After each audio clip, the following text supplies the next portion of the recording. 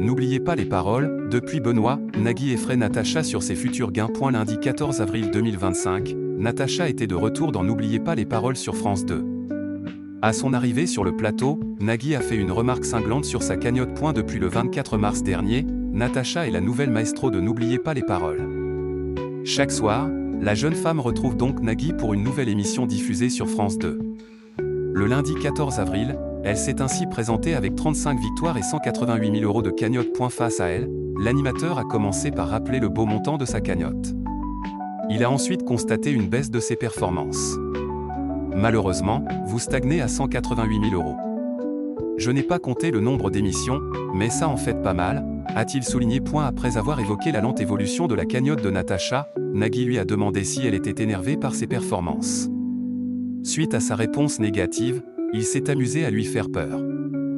D'autant que vous arrivez juste avant la nouvelle règle qui fait que chaque fois qu'on ne trouve pas, on diminue la somme au fur et à mesure, par des mesures d'économie, a-t-il lancé avec humour. Peu enthousiaste à cette annonce, la maestro a cette fois réagi. Ok, là, ça peut commencer à m'embêter, a-t-elle admis.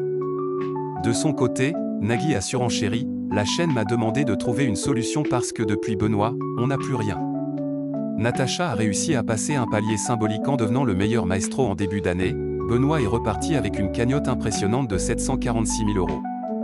Si Natacha est encore loin de lui, elle a ensuite réalisé de belles performances.